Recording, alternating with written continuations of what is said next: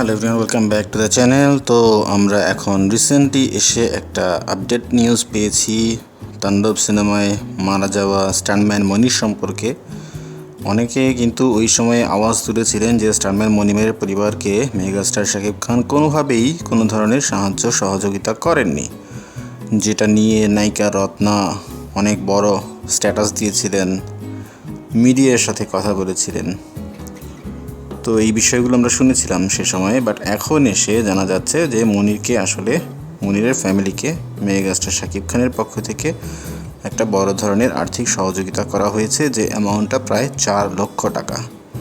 শাকিব খান কিন্তু রেগুলার বেসিসেই শিল্পী যারা আছেন, অসহায় শিল্পী যাদেরকে টাকা দিয়ে সাহায্য সহযোগিতা করতে হয়, সেটা কিন্তু তিনি করেন, কিন্তু কখনোই প্রকাশ করেন না, যেটা দানের অ্যাকচুয়াল মাহাত্ম্যকে ধরে রাখে। এভাবেই কিন্তু দান করতে হয়, আপনি দান করবেন কিন্তু সেটা যেন কেউ না জানে। এমনকি এমনও বলা হয়েছে ধর্মে যে এক হাত দিয়ে আপনি দান করবেন, আপনার আরেক হাত যেন জানতে না পারে।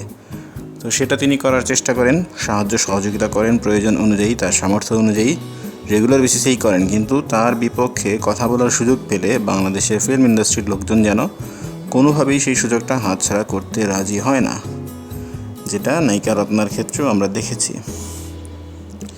নায়িকা রত্না কিন্তু শাকিব খানের সাথে অভিনয় করেছিলেন পরে না চোখের পলক সিনেমাতে, অনেক পুরনো একটা সিনেমা। কিন্তু সেই অবস্থান থেকে শাকিব খান এখন যে অবস্থানে চলে এসেছেন, সেটা দেখে হয়তোবা তার গাত্রদাহ হয়, যে কারণে তিনি এই ব্যাপারে কথা না বলে থাকতে পারেননি, ঠিকভাবে যাচাই বাছাই না করেই। তো এই ধরনের মন মানসিকতা থেকে আমাদের কিন্তু বের হয়ে আসতে হবে। আপনার ইন্ডাস্ট্রির একজন স্টার যার পেছনে ইনভেস্ট করলে টাকাটা ফেরত আসে, তার বিপরীতে না গিয়ে তাকে সহযোগিতা করুন, তাহলেই কিন্তু ইন্ডাস্ট্রি গ্রো করবে এবং আপনারাও হয়তো কাজের সুযোগ পাবেন। কিন্তু এভাবে একজন আরেকজনের পিছনে লেগে থাকলে সেটা কখনোই কোনো সুফল বয়ে নিয়ে আসবে না।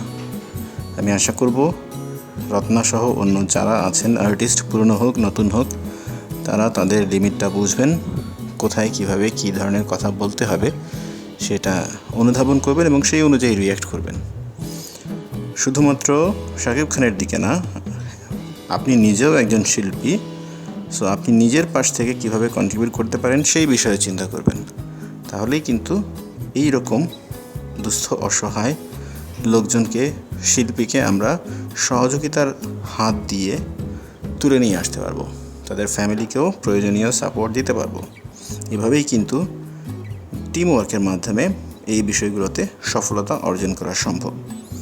সো এই বিষয় নিয়ে আপনার কি মতামত অবশ্যই কমেন্ট বক্সে জানাবেন। আমাদের ভিডিও ভালো লাগলে লাইক করবেন, শেয়ার করবেন, আমাদের চ্যানেলে যদি নতুন হয়ে থাকেন সাবস্ক্রাইব করবেন। কথা হবে পরবর্তীতে অন্য কোনো ভিডিওতে, সে পর্যন্ত ভালো থাকুন।